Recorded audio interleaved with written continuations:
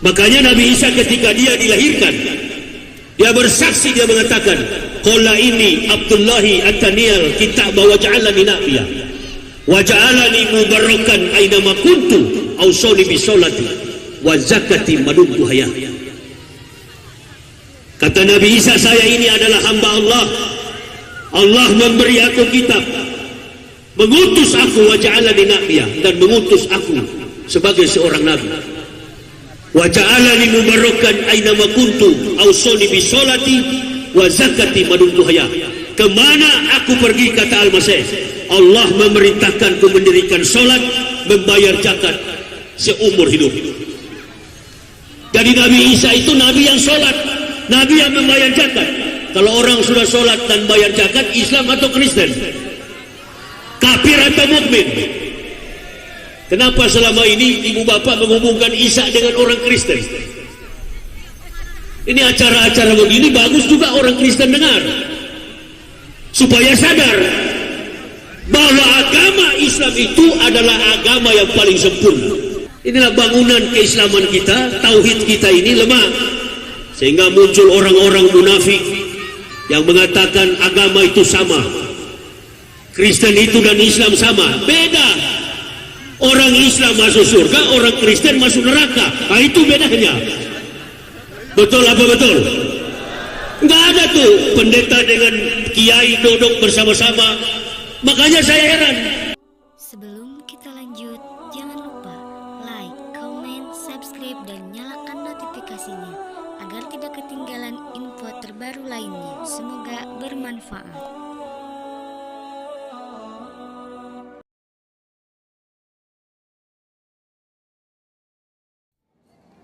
Alhamdulillahillazi arsalal uqula ila tauhid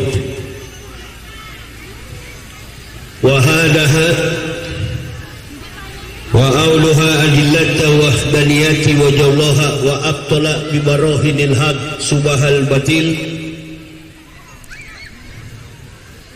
Ashhadu an la ilaha illallah wahdahu la syarikalah syahadatan arafa manaha wa amila zahiran wa batinan bimuqtadoha. Wa ashhadu anna sayyidana Muhammadan abduhu wa rasuluhu allazi bil haqq aulana. Allahumma fasalli wa sallim ala imamil abrar wal muqarribin sayyidina wa maulana Muhammadin wa ala alihi wa sahbihi al-ansar wal muhajirin wa alaina ma'ahum birahmatika ya arhamar rahimin. Amma ba'd, faya ibadallah ittaqullah haqqa tuqatih wa la tamutunna illa wa antum muslimun. Wa qala Allah Ta'ala fil kitabil azizil karim, a'udzu billahi minasy syaithanir rajim, bismillahirrahmanirrahim.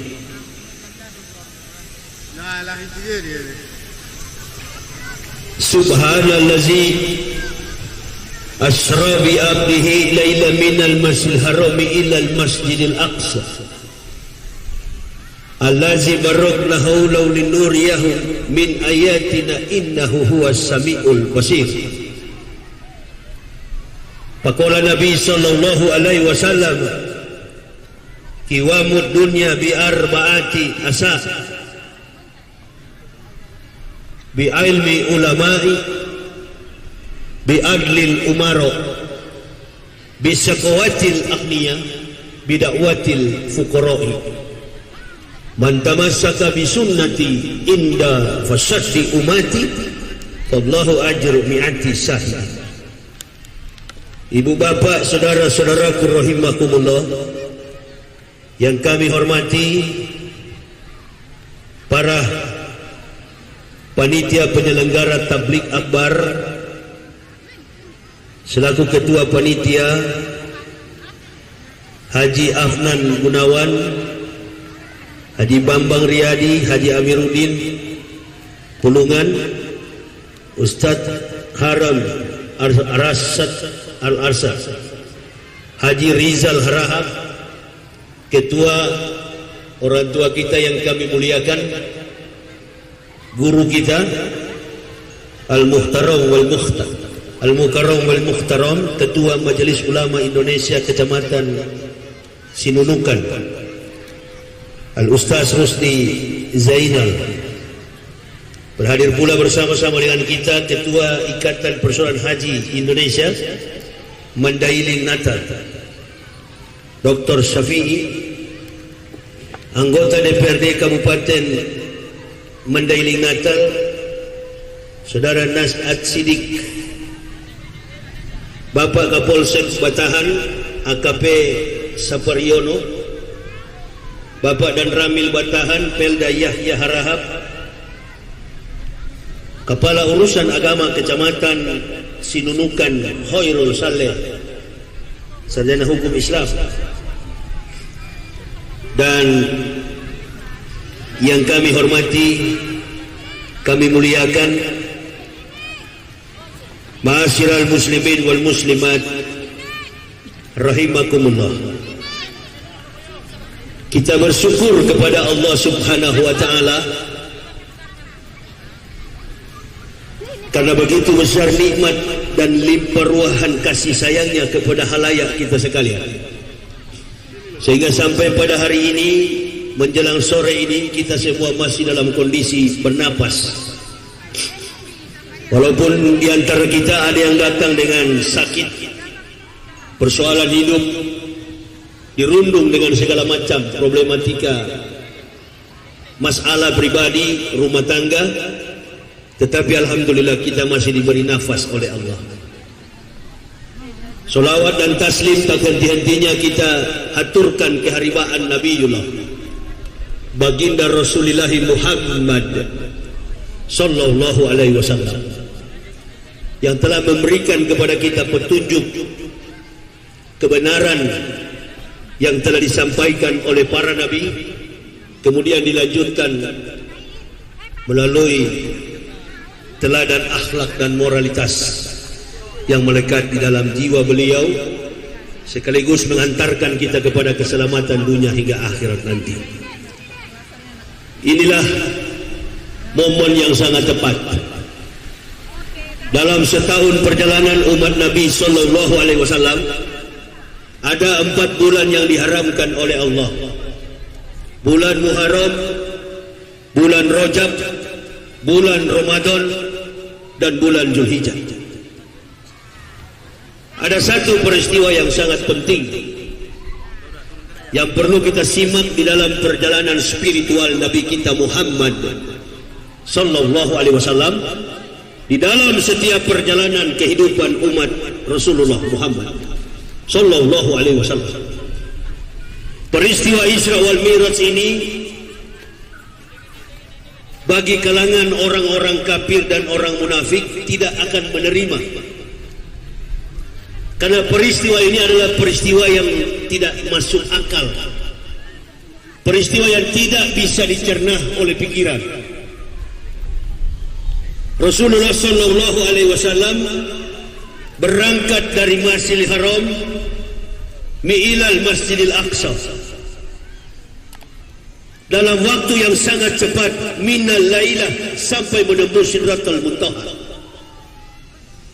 Esok paginya beliau kembali lagi ke Makkah Al-Mukarramah. Beliau ditanya oleh Abu Jahal, apa betul Muhammad engkau tadi malam berangkat menuju ke Masjidil Aqsa dan sampai menembus Sidratul Muntaha? Kata Rasulullah SAW, betul adanya. Aku diperjalankan, aku dibawa secepat kilat menggunakan bigal buruk.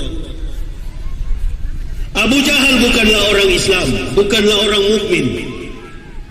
Sudah bukan Islam apalagi mukmin. Ibu bapak mesti paham, orang Islam belum tentu mukmin. Orang yang mengaku Islam dengan orang mukmin beda. Buya Hamka Beliau berkata, apabila kalian ingin mencari orang Islam, tunggu saja ketika ada pelaksanaan Idul Adha, Idul Fitri. Banyak orang Islam di lapangan. Apabila kalian mencari orang mukmin, orang beriman, datanglah kalian ke majelis-majelis ilmu. Abu Jahal bukan bagian daripada kedua itu. Abu Jahal adalah orang kafir yang tidak menerima konsep tauhid. Maka dia berkata kepada Rasulullah SAW, kalau betul engkau dari sana Muhammad, berarti ceritamu ini omong kosong. Mengapa demikian? Karena nenek moyang kita berangkat dari Mekah menuju ke Palestina, waktu lamanya 1 bulan lebih, 40 hari 40 malam. Kesaksianmu ini tidak masuk dalam logika. Coba kalau betul kau dari sana, angkat kakimu sebelah kanan. Rasulullah angkat. Sebelah kiri lagi. Kata Rasulullah, kalau dua-dua saya angkat, maka saya akan jatuh. Lalu Abu Jahal bertanya kepada sahabat Nabi Abu Bakar, apa kau percaya Abu Bakar apa yang terjadi dalam peristiwa tadi malam? Kata Abu Bakar, yang lebih dahsyat, yang lebih spektakuler, yang lebih luar biasa daripada ini, aku percaya. Pada saat itulah, pada hari itulah Abu Bakar diberi marga. Bukan marga Nasution, bukan juga marga Waloni, bukan marga Panjaitan, bukan marga Harahap. Pada hari itu juga Abu Bakar diberi marga Siddiq, orang yang jujur, orang yang dapat dipercaya, Al-Amin. Semua nabi dalam konsep teologis yang mereka bawa selalu berseiring, berjalan dengan mukjizat. Tetapi konsep yang dibawa oleh Nabi Muhammad bukan mukjizat. Konsep yang dibawa oleh Nabi kita Muhammad Sallallahu Alaihi Wasallam adalah konsep sains. Siapa bilang perjalanan Rasulullah Sallallahu Alaihi Wasallam tidak sampai kepada pemahaman logika? Siapa yang bilang itu? Rasulullah Sallallahu Alaihi Wasallam bersaksi bahwa beliau dibawa secepat kilat. Dalam rumus fisika Albert Einstein, kecepatan cahaya itu 300.000 km per detik. Kecepatan cahaya. Matahari dengan bulan, matahari dengan bumi jaraknya 150 juta kilometer. Untuk mencapai cahaya dari matahari ke bumi memerlukan waktu 8,3 menit. Kalau 300.000 km per detik, berarti separuh dari itu kecepatan cahaya 150.000 km per detik. Minal laila 6 jam dikali 6 jam dikali 60, karena perhitungannya detik, dikali 60 dikali 6 jam, maka Rasulullah Sallallahu Alaihi Wasallam menempuh perjalanan ke Sidratul Muntaha dalam jarak 6.480 km, 480 juta kilometer per 6 menit. Ini adalah hukum relativisasi Einstein. 150.000 km jarak antara Masjidil Haram ilal Masjidil Aqsa, 1.500 km, Medan Jakarta. Penerbangan pesawat dari permukaan laut 36.000, dari ketinggian 36.000 km sampai ke permukaan laut, di atas permukaan air laut, maka pesawat akan tiba dari Jakarta ke Medan memakan waktu 2 jam. Hanya 1.500 km. Secepat apa kira-kira bigal yang membawa Rasulullah SAW sampai ke Sidratul Muntaha? Ada satu peristiwa sebelum beliau sampai ke Sidratul Muntaha. Beliau diperjalankan 3 kali mampir, mulai dari Masjidil Haram.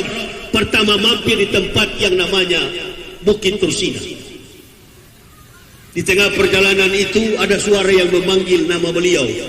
Beliau tidak menoleh, beliau tidak berpaling. Beliau berkata dan bertanya kepada Jibril alaihissalam, suara apa yang memanggil itu wahai Jibril? Kata Jibril, apabila engkau berpaling Muhammad, umatmu menjadi Yahudi. Solatlah 2 rakaat. Berwudulah Rasulullah, solat 2 rakaat. Rasul bertanya, Tempat apa ini wahai Jibril saudaraku? Ini adalah Bukit Tursina di mana Musa menerima perintah Taurat. Berangkat lagi Rasulullah SAW, terbang dengan disertai dikawal oleh malaikat Jibril alaihissalam sampai di Thaibah, turun mengikat pigalnya, solat lagi 2 rakaat. Ditanya, apa ini wahai Jibril saudaraku? Tempat apa ini? Ini adalah Thaibah, di mana nanti akan terkumpul semua makhluk ketika tiba tiupan sangkakala yang ketiga. Yang terakhir mereka mampir di Bethlehem. Ditanya oleh Rasulullah, tempat apa ini wahai Jibril saudaraku? Ini adalah tempat kelahiran Nabi Isa alaihissalam. Berwudulah Muhammad, solatlah, dan kita akan berangkat menuju ke Masjidil Aqsa. Sampai di Masjidil Aqsa, Rasulullah SAW dipersiapkan untuk naik. Di langit pertama bertemu Soleh, langit kedua bertemu Idris, langit ketiga berjumpa Nabi Adam alaihissalam, langit keempat bertemu Yahya dan Isa, langit kelima berjumpa Harun, langit keenam berjumpa dengan Musa alaihissalam, langit ketujuh Rasulullah SAW berjumpa dengan malaikat, berjumpa dengan Nabi Ibrahim alaihissalam di salah satu tempat, di mana tempat itu adalah Masjid Al-Makmur. Bertanya Rasulullah kepada Jibril, masjid apa ini ya Jibril saudaraku? Ini adalah Masjid Al-Makmur, masjid di mana setiap hari 70.000 malaikat keluar masuk, dan yang sudah masuk tidak boleh kembali lagi.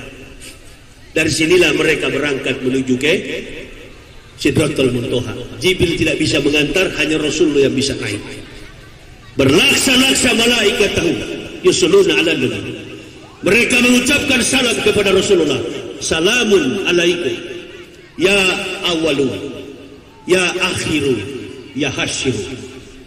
Bukan salam Pancasila. Ini saya dengar-dengar salam kita diganti dengan salam Pancasila. Orang masuk surga saja malaikat mengucapkan salamun alaikum bima sabartum. Keselamatan bagi kamu orang yang sabar. Begitu juga dalam kehidupan sehari-hari. Kita berjumpa dengan saudara muslim, yang kita pakai adalah salam. Apa makna dari perjalanan Rasulullah ini?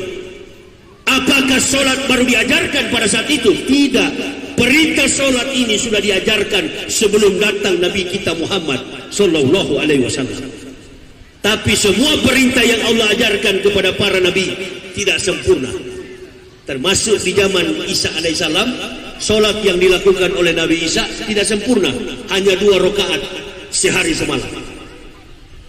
Rasulullah diperjalankan oleh Allah sebagai bukti bahwa kemampuan sains dikalahkan dengan kemampuan kesucian kitab suci Al-Quran, yang merupakan lahuda wa rahmatul lil mu'minin, pedoman sekaligus rahmat bagi orang-orang beriman. Nabi-nabi yang datang dengan nama Allah, nabi-nabi yang berseru atas nama Allah, semuanya mereka dengan mujizat.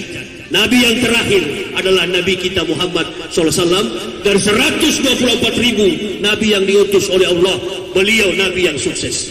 123.999 Nabi gagal, tidak ada yang berhasil. Nabi yang pertama gagal adalah Nabi Adam alaihissalam. Nabi yang terakhir gagal adalah Nabi Isa alaihissalam. Kadang-kala saya kalau melihat konsep keimanan baik, pemahaman umat Islam sendiri terhadap agama Kristen, begitu juga orang Kristen terhadap agamanya. Seolah-olah antara Nabi Muhammad dengan Nabi Isa ini Nabi yang berbeda. Nabi Isa adalah agama Kristen, Nabi Muhammad beragama Islam, Nabi Musa Yahudi. Padahal ketiga Nabi ini sama ajarannya, ajaran Tauhid, ajarannya ajaran Islam. Makanya Nabi Isa ketika dia dilahirkan, dia bersaksi, dia mengatakan, qala ini Abdullahi ataniyal kitab wa ja'alani nabiyya wa ja'alani mubarakan aina ma kuntu awsani bi sholati wa zakati madumtu hayya. Kata Nabi Isa, saya ini adalah hamba Allah. Allah memberi aku kitab, mengutus aku wa ja'alani nabiyya, dan mengutus aku sebagai seorang nabi. Wa ja'alani mubarakan aina ma kuntu awsani bi sholati wa zakati madumtu haya. Kemana aku pergi, kata Al-Masih, Allah memerintahkanku mendirikan solat, membayar zakat seumur hidup. Jadi Nabi Isa itu nabi yang solat, nabi yang membayar zakat. Kalau orang sudah solat dan bayar zakat, Islam atau Kristen? Kafir atau mukmin? Kenapa selama ini ibu bapak menghubungkan Isa dengan orang Kristen? Ini acara-acara begini bagus juga orang Kristen dengar, supaya sadar bahwa agama Islam itu adalah agama yang paling sempurna. Bukan Nabi Muhammad yang membawa Islam, bukan Nabi Muhammad yang mengajarkan sholat, bukan. Sholat dan perintah dalam Islam sudah diajarkan oleh para nabi sebelum beliau. Beliau datang ke dalam dunia ini sebagai nabi yang terakhir adalah untuk menyempurnakan apa yang tidak sempurna yang diajarkan oleh para nabi. Inilah hubungan korelasi antara Isa dan Muhammad. Dan yang menyampaikan akan datang Nabi Muhammad satu-satunya dalam Al-Quran adalah Nabi Isa. Inilah bangunan keislaman kita. Tauhid kita ini lemah, sehingga muncul orang-orang munafik yang mengatakan agama itu sama, Kristen itu dan Islam sama. Beda. Orang Islam masuk surga, orang Kristen masuk neraka. Nah, itu bedanya. Betul apa betul? Nggak ada tuh pendeta dengan kiai duduk bersama-sama. Makanya saya heran, Jakarta banjir, Anies Baswedan yang disalahkan. Jakarta banjir, Gubernur DKI yang disalahkan. Saya katakan kalau Jakarta banjir bukan Anies Baswedan yang salah, orang Islam yang salah. Kiai, ustadz membawa anak-anak santri datang sholawat di dalam gereja, itu yang bikin banjir.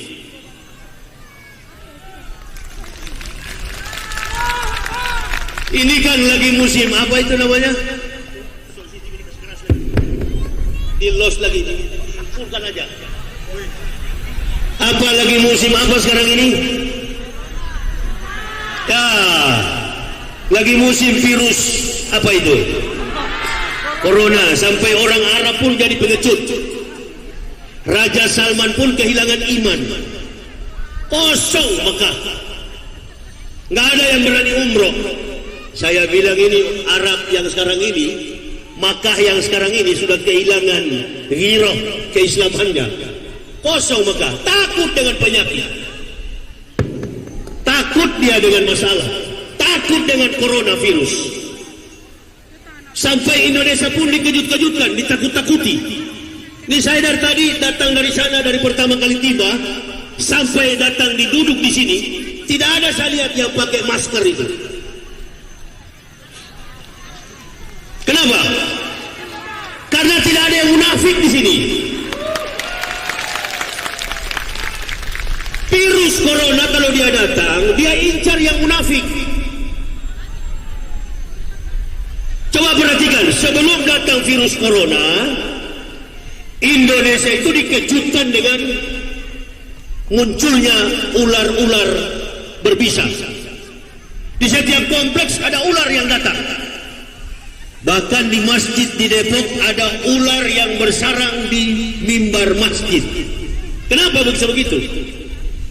Allah berikan signal, Allah sengaja memberikan satu pengetahuan kepada kita bahwa di Indonesia ini banyak sekali ular.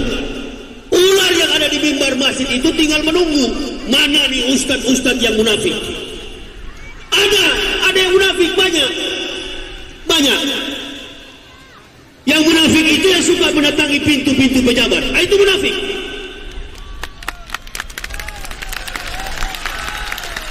Suka mendatangi pintu penguasa, mendatangi pintu istana presiden. Itu munafik.